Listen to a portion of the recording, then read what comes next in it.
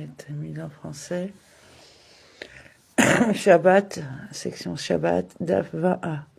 Et cependant, dans les zones périphériques, c'est-à-dire dans tout Eretz Israël à l'extérieur du temple, il est interdit d'allumer un feu de joie la veille de Shabbat à moins qu'il n'y ait suffisamment de temps pour que le feu prenne feu dans la majeure partie du temps de joie, tandis qu'il fait encore jour. Rabbi Yehuda dit avec un feu de braise, même dans la région éloignée, il est permis d'allumer le feu la veille du Shabbat à la tombée de la nuit, même si le feu ne s'étend qu'à n'importe quelle partie du feu de joie. Les braises, une fois allumées, ne s'éteindront plus. Il n'y a aucune crainte qu'ils viennent en s'occuper pendant le Shabbat. Gemara, nous avons appris dans la Mishnah qu'on ne peut rôtir de la viande et d'autres aliments que s'il reste suffisamment de temps pour qu'ils puissent être rôtis pendant qu'il fait encore jour. La Gemara demandait combien doivent-ils être rôtis pour être considérés comme suffisants afin qu'il soit permis de terminer leur cuisson par la suite. Rabbi Elazar a dit que Rav a dit pour qu'ils soient rôtis pendant qu'il fait encore jour comme la nourriture de Ben Drossaï qui était partiellement rôtie. Ben Drossaï était un voleur et poursuivi par tous. Il ne pouvait pas attendre que sa nourriture soit complètement rôtie, alors il se contenta d'un rôtissage partiel. Il a également été déclaré par un autre sage, comme Ravasi, a dit que Rabbi Yohanan a dit. Tout ce qui était déjà cuit comme la nourriture de Ben Drossaï par un juif n'a plus de problème de cuisson des gentils. Si un gentil a fini de cuisiner cet aliment, il lui est néanmoins permis d'en manger, même si en règle générale, il est interdit de manger des aliments cuisinés par des gentils. Cela a été enseigné dans une Beretta. Anania dit, en ce qui concerne tout ce qui a déjà été cuit comme la nourriture de Ben Drossaï, il permet de le garder sur la poêle de Shabbat. Et même si ce poêle n'est pas balayé de braise et de braises ardentes, ne sont pas recouverts des cendres. Puisque la nourriture était déjà cuite à ce point, il n'y a aucune crainte qu'il devienne attiser les braises. Nous avons appris dans la Mishnah qu'on ne peut mettre du pain au four la veille du Shabbat à la tombée de la nuit que s'il reste suffisamment de temps pour que sa surface forme une croûte pendant qu'il fait encore jour. Selon Rabbin Eliezer, il est permis de mettre du pain au four la veille du Shabbat alors qu'il fait encore jour s'il reste suffisamment de temps pour qu'une croûte se forme sur sa face inférieure. Un dilemme s'est posé devant eux. En ce qui concerne le fond mentionné dans la Mishnah, est-ce le côté proche du four ou peut-être est-ce le fond qui est proche du feu? Venez entendre une résolution à ce dilemme à partir de ce qui a été enseigné dans une Beretta que le rabbin Eliezer dit explicitement pour que sa surface collée au four forme une croûte. Nous avons appris dans la Mishnah qu'il est possible de mettre l'agneau pascal dans le four la veille du Shabbat à la tombée de la nuit. La Gemara explique pour quelle raison cela a-t-il été permis. Parce que les personnes du groupe qui se sont inscrites pour être comptées ensemble pour l'offrande de la consommation de l'agneau pascal sont vigilantes dans l'accomplissement des mitzvot et ne transgresseront pas la rote du Shabbat. La Gemara demande, et si ce n'était pas le cas, il n'y aurait pas d'autorisation pour le faire? Le maître n'a-t-il pas dit la viande du chevreau, qu'elle que soit dans un four scellé ou qu'elle soit dans un four non scellé, tout le monde est d'accord qu'il peut très bien la mettre au four à la tombée de la nuit, car en la sortant du four lui fait du mal. Il n'y a aucune raison de s'inquiéter qu'il le fasse. Si tel est le cas, il n'y a pas lieu de s'inquiéter en ce qui concerne la viande de l'agneau pascal qui doit être soit un chèvre, soit un agneau. Exode 12.5. La Gemara répond. En tout cas, il faut souligner la vigilance des membres du groupe, car là où c'est permis, c'était précisément dans un cas où la chèvre a été découpée en morceaux. Or ici, en ce qui concerne l'agneau pascal, le bouc n'est pas découpé en morceaux, il est rôti entier, conformément à la rote de l'agneau pascal. Par conséquent, il ne rôtit pas rapidement, il y a lieu de craindre qu'il n'alimente les charbons pour accélérer la torréfaction. Cependant, les membres du groupe étant vigilants, les sages l'ont permis. Nous avons appris ce qui suit dans la Mishnah. Et on peut allumer le feu dans le feu de joie de la chambre du foyer dans le temple la veille du Shabbat à la tombée de la nuit en permettant au feu de se propager ensuite à travers tout le feu de joie. La Gemara demande d'où proviennent ces choses qui permettent de le faire. Ravuna a dit, comme il est dit, vous n'allumerez aucun feu dans toutes vos habitations le jour du Shabbat, Exode 35.3. La Gemara déduit, dans toutes vos habitations, les lieux d'habitation du peuple juif, vous ne pouvez pas allumer de feu, mais vous pouvez allumer du feu le jour du Shabbat dans le feu de joie de la chambre du foyer qui se trouve dans le temple. Ravijda objecte, si tel est le cas, si c'est la raison pour laquelle il est permis d'allumer le feu la veille de Shabbat à la tombée de la nuit, il devrait également être permis de l'allumer même pendant le Shabbat lui-même. Pourquoi allumer le feu alors qu'il fait encore jour? Ravijda dit plutôt qu'il faut le comprendre comme suit. Lorsque le verset est apparu, il a permis de brûler les membres et les graisses des sacrifices sur l'autel, mais le jour du Shabbat. Allumer le feu de joie de la chambre du foyer n'était pas autorisé le jour du Shabbat car il ne fait pas partie du service du temple. Elle était allumée uniquement pour le bénéfice des prêtres. Le fait qu'il n'y ait pas eu de souci d'allumer le feu la veille de Shabbat à la tombée de la nuit est dû au fait que les prêtres sont vigilants en ce qui concerne les mitzvot et qu'ils ne viendront certainement pas attiser les braises. Nous avons également appris dans la Mishnah que dans les régions éloignées, il est interdit d'allumer un feu de joie la veille du Shabbat à la tombée de la nuit, à moins qu'il n'y ait suffisamment de temps pour que le feu prenne racine dans la majeure partie du feu de joie. La Gemara pose la question suivante. Qu'entend-on par mesure de la majeure partie? Rav a dit la plupart de chacune des branches. Et Shmuel dit il suffit que les branches soient suffisamment éclairées pour qu'elles ne disent pas. Apporter des branches plus fines, plus faciles à allumer, et nous les placerons sous les branches existantes pour accélérer leur combustion. Rav Iya a enseigné une barretta pour soutenir Shmuel à partir d'une alara qui a été déclarée concernant le candélabre du temple. La barretta a dit qu'il doit être allumé au point que la flamme monte d'elle-même et non que la flamme monte à cause de quelque chose d'autre. Dans un endroit où il faut allumer du petit bois, il suffit de veiller à ce que le feu brûle tout seul, de sa faute.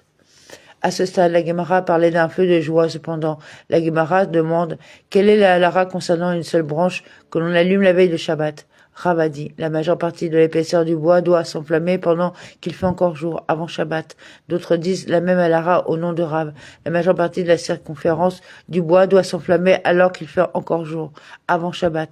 Rav Papa a dit puisqu'il y a un désaccord concernant la halara du Rav et que ce qu'il a dit n'est pas clair, nous avons donc besoin que la majeure partie de son épaisseur s'enflamme et que la majeure partie de sa circonférence s'enflamme. Nous évitons ainsi d'entrer dans une situation d'incertitude. La Gemara commente. Cette dispute est parallèle à la dispute des Ta'anim qui étaient en désaccord sur un sujet différent.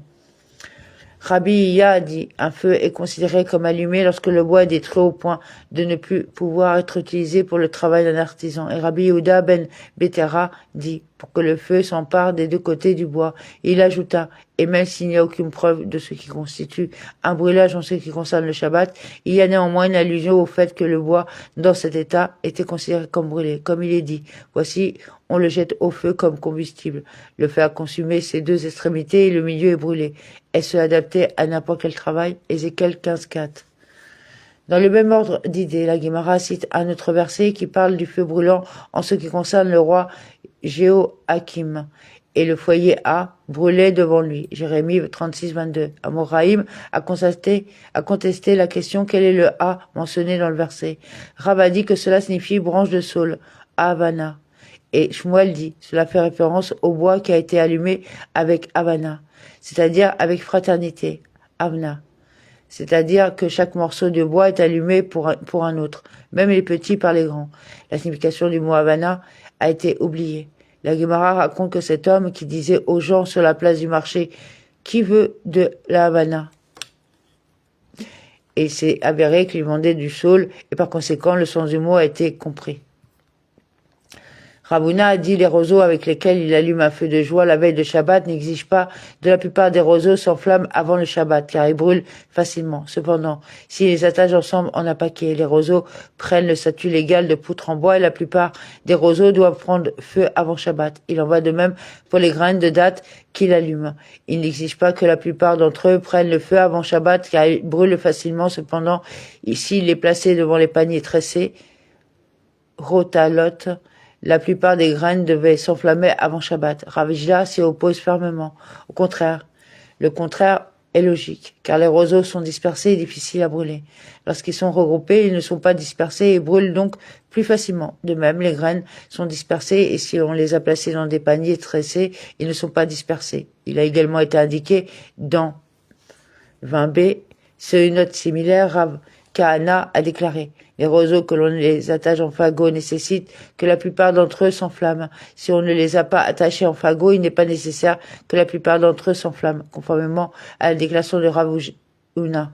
Cependant, les graines nécessitent que la plupart d'entre elles s'enflamment et s'il les a placés dans des paniers tressés, il n'exige pas que la plupart d'entre eux prennent feu. Rav Yosef enseigne une beretta. 4 feux de joie ne nécessitent pas que la plupart des matériaux inflammables prennent feu, car le matériau brûle facilement une fois que le feu s'en empare. Et ce sont un feu de pois, de soufre, de fromage sec et de matière grasse. Et cela a été enseigné dans une beretta. Un feu de paille et un feu de bois ramassés dans les champs ne nécessitent pas non plus que la majeure partie prenne feu. Rabbi Yohanan a dit, le bois babylonien n'exige pas que la majeure partie prenne feu. Rabbi Yosef, le babylonien, objecte. Quel est ce bois qu'ils utilisent en Babylonie et qui brûle si bien? Si vous dites qu'il s'agit de copeaux de bois utilisés pour brûler et allumer, maintenant, qu'en ce qui concerne une mèche, Ulla a dit que celui qui allume pour une lampe de Shabbat doit allumer la majeure partie de ce qui sort du récipient. Est-il nécessaire de mentionner, en ce qui concerne les copeaux de bois, que la plupart doivent être allumés? Au contraire. Rabbi Yosef a dit, certes, la référence est la branche d'un cèdre. Et Rami Bar Rabba a dit, la référence ici est une hysope, zaza. Nous reviendrons vers vous. Yizot à Shabbat. Cette Mishnah cite une liste de combustibles et de mèches qui est interdit d'utiliser pour allumer les lumières de Shabbat, soit parce que leur utilisation pourrait inciter à accomplir un travail interdit le jour du Shabbat, soit parce qu'ils ne sont pas conformes à la différence due au Shabbat. La Mishnah commence par énumérer les matériaux qu'on ne peut pas utiliser comme mèches. Vient ensuite une liste des substances qu'on ne peut pas utiliser comme combustible. Mishnah, avec quoi peut-on allumer la lampe de Shabbat et avec quoi peut-on ne pas allumer? En ce qui concerne les types de mèches interdites, on ne peut allumer ni avec du libère, de cèdre, les kèches, ni avec du lin non peigné, au sène, ni avec de la soie grecque, alak, ni avec du libère de saule, pétilat, raïdan, ni avec de l'herbe du désert, pétilat, amidbar, ni avec la mousse verte qui est à la surface de l'eau. En ce qui concerne les types d'huile interdites, on ne peut pas allumer ni avec de la poix, c'est fait, ni avec de la cire, shahava, ni avec de l'huile de raisin, shemen kik, ni avec de l'huile brûlée, shemen serefa, ni avec de la graisse provenant d'une queue de mouton, alia, ni avec du suif et lèvres. Nahum le Med dit, on peut allumer avec du suif bouilli, et les rabbins disent, on ne peut pas allumer avec eux le suif bouilli et le suif non bouilli. Gemara, la plupart des termes utilisés dans la Mishnah n'étaient pas compris en Babylonie. Par conséquent, la Gemara les a traduits et clarifiés. Nous avons appris dans la Mishnah qu'il ne faut pas allumer avec les kèches. La Gemara explique que les kèches est la branche de cèdre. La Gemara demande, le cèdre n'est-il pas du simple bois? Comment fabriquer une mèche en bois? La Gemara répond, la Mishnah fait référence à la substance laineuse qui se trouve sous son écorce. La Mishnah enseignait en outre qu'il ne faut pas allumer avec Osen. Rabbi Yosef a dit, Osen est de l'étoupe, une fine paille qui tombe de la tige de lin peignée. Abeille lui dit, n'est-il pas écrit, et le rasson sera comme de l'étoupe? Ésaïe 1,31. Par déduction, Osen n'est pas du remorquage. Abeille dit plutôt, Osen est du lin dont la tige a été écrasée mais pas encore peignée. Les fils de la tige sont encore recouverts d'une coquille et ne brûlent donc pas bien. Et nous avons appris également dans la Mishnah qu'il ne faut pas allumer avec le Kalash. Shmuel a dit, j'ai demandé à tous les marins, ils m'ont dit que le nom actuel Kalak mentionné dans la Mishnah est Kulka. Rabbi Israq Bar Zera a dit, Kalak est le cocon du ver à soie, Kunkera. La Gemara raconte que Ravin et Abeille étaient assis devant Rabbana Nehemiah, frère de l'exilarque. Ravin vit que Rabbana Nehemiah portait du métaxa, un type de soie. Ravin dit à Abeille, c'est le kalak que nous avons appris dans notre Mishnah. Abeille lui dit, nous l'appellerons Shira Peranda. La Gemara soulève une objection à partir de ce que nous avons appris. Le shiraïm, le kalak et le sirikin, différents types de soie, nécessitent des franges rituelles. Apparemment, le shirarim et le kalak sont des types de soie différents. Il s'agit d'une réputation concluante de la déclaration du rabbin qui a identifié le kalak avec la shira peranda. La Gemara répond, en effet, c'est une réputation concluante. Si vous le souhaitez, dites plutôt que Shira est une entité distincte et que Shira Peranda est une entité distincte. Shira Peranda et Kalak.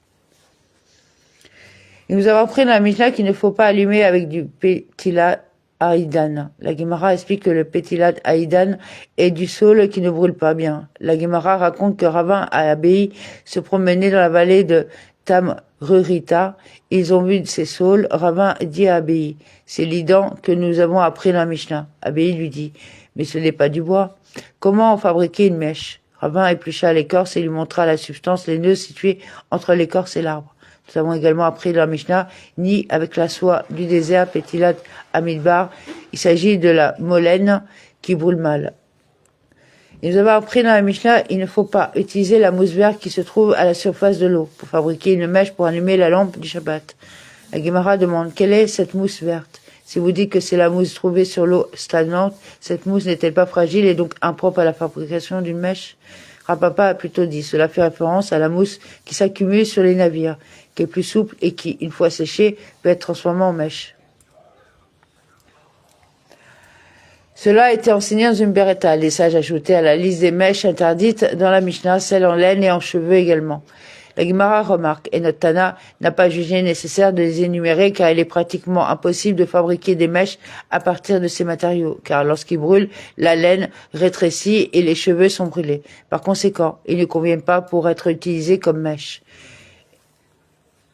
Et nous avons appris dans la Mishnah qu'il ne faut pas utiliser ces fêtes ou le shahava comme combustible pour allumer la lampe de Shabbat. La Gemara explique que zéphet est de la poix et que shahava est de la cire. Cela a été enseigné dans une beretta jusqu'à présent. Le mot zéphet, la Mishnah traite de la disqualification des matériaux impropres à l'utilisation comme mèche. Et à partir de ce point, elle traite la disqualification des substances impropres à l'usage comme huile. La Gemara demande évidemment, une mèche ne peut pas être fabriquée à partir de poids et de matériaux similaires. La Gemara répond, il était nécessaire que la Mishnah mentionne la cire, de peur que vous ne disiez qu'elle est également impropre à l'utilisation comme revêtement pour les mèches de la manière dont les mèches sont habituellement fabriquées. Par conséquent, il nous enseigne que même si la cire est impropre à être utilisée comme huile, elle peut être utilisée comme revêtement par les mèches. Rami Baravin a dit, le goudron Itran est le sous-produit de la poix. Lorsque le bois est brûlé pour extraire la poix, un liquide plus clair suinte après la poix, c'est le goudron. De même, la cire est un sous-produit du miel. La Gemara demande quelle est la différence pratique qui ressort de ce qu'a enseigné Rami Baravin. La Gemara explique sa signification concerne l'achat et la vente.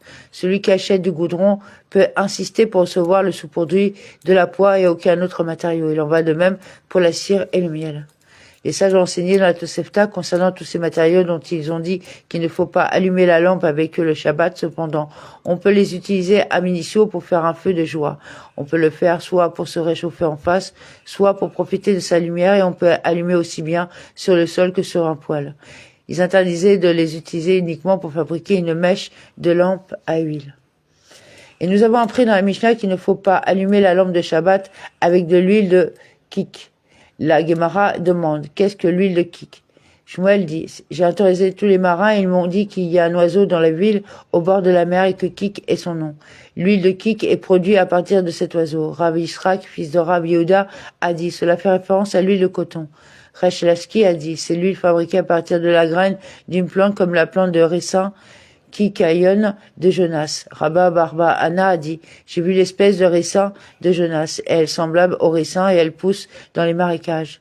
Et il la place à l'entrée des magasins pour l'ombre et ils produisent de l'huile à partir de ses graines.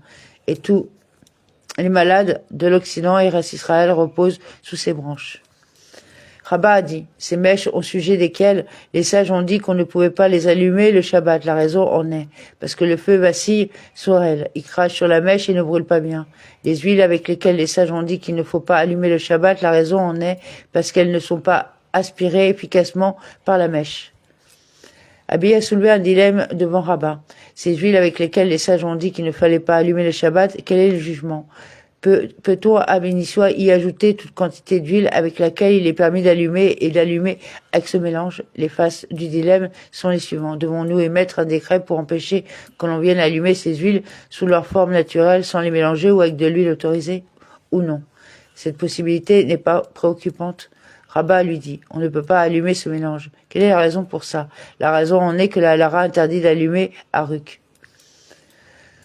Abi a soulevé une objection à l'opinion de Rabba. À partir de ce qui a été enseigné dans la Tosefta, celui qui a enveloppé un matériau avec lequel on peut éclairer autour d'un matériau avec lequel on ne peut pas éclairer, ne peut pas allumer avec la mèche liée. Rabban Shimon ben Gamiel a dit. Dans la maison ancestrale de mon père, ils enroulaient une mèche avec laquelle il est permis d'allumer une noix. Et c'était ainsi qu'ils allumaient. En tout cas, c'est un enseignement que selon Rabban Shimon ben Gamiel peut éclairer. Apparemment, il est permis d'allumer avec une combinaison de mèches autorisées et interdites. Rabba lui dit, avant de soulever une objection à mon opinion à partir de la déclaration de Rabban Shimon ben Gamiel, soutenez-la par la déclaration du premier Tana, qui a dit qu'il est interdit d'allumer dans ce cas. La Gemara répond, cela n'est pas difficile, car il est préférable de contester la déclaration de Rabban Gamiel concernant la coutume dans la maison de son père. Il existe un principe selon lequel la preuve tirée d'une action est importante, c'est-à-dire qu'un précédent pratique est plus substantiel qu'une halara théorique. Néanmoins, la difficulté de la déclaration de Rabban Shimon ben Gamiel demeure. Ne parle-t-il pas d'un cas où il a combiné la mèche et la noix pour les allumer ensemble? Il est alors permis de combiner l'interdit et le permis. La Gemara répond non. Elle parle dans le cas où il les a combinés pour faire flotter la mèche sur l'huile à l'aide de l'écrou. La Gemara demande s'il s'agit uniquement du cas de faire flotter la mèche, quelle est la raison pour laquelle le premier Tana interdit de le faire? La Gemara répond la Beretta entière est l'opinion de Rabban Shimon Gamiel et elle est incomplète. Elle enseigne ce qui suit. Ce qui a enveloppé un matériau avec lequel on peut éclairer autour d'un matériau avec lequel on ne peut pas éclairer. On ne peut pas éclairer avec ça. Dans quel cas cette déclaration est-elle dite? Quand ils combinent les matières pour les éclairer ensemble. Cependant, s'ils utilisent ceux avec lesquels on ne peut pas allumer simplement pour faire flotter la mèche, il est permis, comme nous l'avons appris, de dire Rabban Shimon ben Gamiel. Dans la maison ancestrale de mon père, on envelopperait une mèche avec laquelle on est autorisé à s'allumer autour d'une noix. C'est ainsi qu'il s'éclairerait. Quoi qu'il en soit, la conclusion à ce stade est qu'il est interdit d'allumer avec un mélange d'huile autorisée et interdit. La Gemara demande, est-ce vrai? Rab Berouna n'a-t-il pas dit que Rab a dit? En ce qui concerne la graisse fondue ou les entrailles de poisson qui sont dissoutes et sont devenues comme de l'huile, personne peut y mettre n'importe quelle quantité d'huile adaptée et l'éclairage à l'éclairage. Apparemment, on peut allumer avec un mélange d'huile autorisé et interdit. Rabat répond, celle-ci, la graisse et les entrailles du poisson sont aspirées par la mèche même à l'état naturel. Et celles-là, les huiles interdites ne sont pas aspirées à l'état naturel. À l'origine, les sages ont publié un décret interdisant les graisses fondues dues à la graisse non fondue et interdisant les entrailles de poisson dissoutes en raison des entrailles de poisson non dissoutes. Cependant, les sages n'ont pas émis de décret dans le cas où l'on y ajoutait n'importe quelle quantité d'huile appropriée pour l'éclairage et permettait l'éclairage avec. La Gemara demande qu'il publie également un décret interdisant la graisse fondue et les entrailles de poisson dissoutes auxquelles il a ajouté de l'huile à cause de la graisse fondue et des entrailles de poisson dissoutes auxquelles il n'a pas ajouté d'huile autorisée. La Gemara rejette cela. Cette interdiction concernant la graisse fondue et les entrailles de poisson dissoutes est elle-même basée sur un décret. Allons-nous nous lever et publier un décret pour empêcher la violation d'un autre décret? Les sages ne publient pas de décret dans ces circonstances. Il n'y a donc aucune raison d'interdire leur utilisation. Rami Bar Hama a enseigné une beretta, ces mèches et ces huiles que les sages ont dit qu'on ne peut pas allumer avec elles le Shabbat, on ne peut pas non plus les allumer avec elles dans le temple, car il est dit à propos du candélabre du temple. Et vous devez ordonner aux enfants d'Israël de vous apporter de l'huile d'olive pure battue pour le luminaire, afin que l'homme brûle continuellement. Exode 27, 20. Rami Bar Hama a enseigné cette beretta et il a également donné son explication. Quelle est la preuve du verset? On peut interpréter le verset de manière homilétique. L'exigence est d'allumer le candélabre de manière à ce que la flamme monte d'elle-même lorsqu'elle est allumée et non qu'elle monte au moyen d'autre chose, c'est-à-dire en ajustant la mèche après qu'elle ait été allumée. Nous avons appris dans une Mishnah, ils dénouaient les fils du pantalon en lambeaux des prêtres et de leur ceinture afin d'en faire des mèches. Et avec ces mêmes mèches, ils allumaient lors de la célébration du puisage de l'eau. Il y avait de la laine et dans les ceintures des prêtres. On dit que leur ceinture était fabriquée, entre autres, à partir de téquelettes, qui, dans la Bible, fait référence à la laine teinte. Apparemment, on peut allumer avec un mélange comprenant une mèche impropre à l'éclairage. La Gemara répond. La célébration du puisage de l'eau est différente, car lors de cette célébration, ils n'ont pas allumé le candélabre du temple. Ils allumaient des lanternes spéciales, spécialement conçues à cet effet. Ils n'étaient pas stricts quant aux mèches qui y étaient placées. Venez entendre une question connexe à cette à celle enseignée par Rabba Bar Matana. Les vêtements sacerdotaux qui étaient en lambeaux, il les dénouait en fils à partir desquels il fabriquait des mèches pour le temple. Ne s'agit-il pas également de vêtements de diverses sortes, comme les ceintures des prêtres qui étaient faites d'un mélange de laine et de lin? La Guimara répond non, ces mèches étaient fabriquées uniquement à partir de vêtements en lin. Ravuna a dit, ces mèches et ces huiles avec lesquelles les sages ont dit qu'il ne faut pas allumer la lampe de Shabbat, on ne peut pas non plus allumer la lampe avec elle à Hanouka, aussi bien lorsqu'il tombe le Shabbat ou lorsqu'il tombe pendant la semaine. Rava a dit, quelle est la raison de la déclaration de Ravuna? Il soutient que si la lumière de Hanouka s'éteint, même si on l'a allumée correctement, on est obligé de prêter attention et de la rallumer pour qu'elle brûle correctement. Il faut donc s'assurer dès le départ que la mèche brûle correctement. Et utiliser la lumière de la lampe de Hanouka est autorisé pendant la semaine, par conséquent, afin d'éviter qu'il ne commette pas un péché par inadvertance le jour du Shabbat. Il doit s'assurer dès le départ que la mèche brûle bien, de peur qu'il ne vienne régler la flamme le jour du Shabbat. Ces mèches et huiles ne brûlent pas bien du tout. Et Rav Ishda dit, ces mêmes huiles et mèches avec lesquelles les sages ont interdit d'allumer le Shabbat, on peut les allumer à Hanouka pendant la semaine, mais pas le Shabbat. Il soutient que si la lumière de Hanouka est éteinte, on n'est pas obligé d'y prêter attention. Il n'y a donc aucune raison de s'assurer dès le départ de l'allumer avec des matériaux qui brûlent bien. Car même s'il est éteint, il n'est pas obligé de le rallumer. Cependant, il estime également qu'il est permis d'utiliser sa lumière. En conséquence, il doit veiller à ce que la mèche brûle bien le Shabbat. Dans le cas contraire, il risque de venir régler la flamme afin d'en utiliser la lumière. La troisième opinion est celle que Rabbi Zera a dit, que Rav Matana a dit, et d'autres disent que Rabbi Zera a dit, que Rav a dit. Les mèches et les huiles avec lesquelles les sages ont dit qu'on ne peut pas allumer le Shabbat, on peut néanmoins allumer avec elles le jour du Shabbat, Hanouka en semaine et le Shabbat. Rabbi Yemeya a dit, quelle est la raison de Rav? Il soutient que s'il est éteint, on n'est pas obligé de s'en occuper et de rallumer. Il est interdit d'utiliser sa lumière. Par conséquent, même le jour du Shabbat, il n'y a aucune crainte qu'il vienne ajuster la mèche car il est interdit d'utiliser la lumière. La Gemara raconte que les sages ont prononcé cette halara devant Abaye au nom de Rabbi Yemeya et qu'il ne l'a pas accepté, car il n'avait pas une haute estime pour Rabbi Yemeya.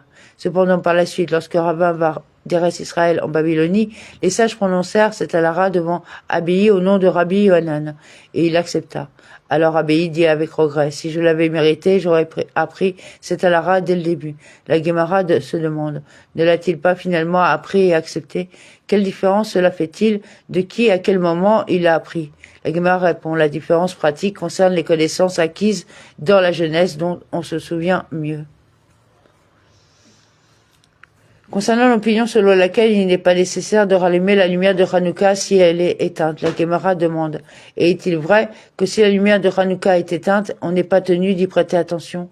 La Gemara soulève une contradiction par rapport à ce qui a été enseigné dans une Beretta. La Mizvah consiste à allumer les lumières de Hanouka s'étant du coucher du soleil jusqu'à ce que la circulation sur le marché cesse. Cela veut-il pas dire que si la lumière est éteinte, il doit la rallumer pour qu'elle reste allumée pendant toute la durée de cette période? La Gemara répond non. La Beretta peut être comprise autrement, que si l'on n'a pas encore allumé au coucher du soleil, on peut encore allumer les feux de Hanouka jusqu'à ce que la circulation cesse. Alternativement, on pourrait dire que cela fait référence à la question de sa mesure.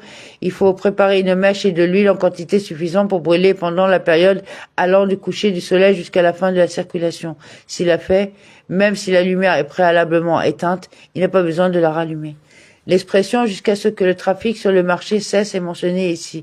Et la Gemara demande jusqu'à quand exactement est-ce cette heure? Rabba Barbarana a dit que Rabbi Yohanan a dit jusqu'à ce que le trafic des habitants de Tadmor Tarmodaï cesse. Ils vendaient du petit bois et restaient sur le marché plus tard que les autres. Les gens qui découvraient au coucher du soleil qu'ils avaient épuisé leurs réserves de bois pouvaient leur acheter du bois.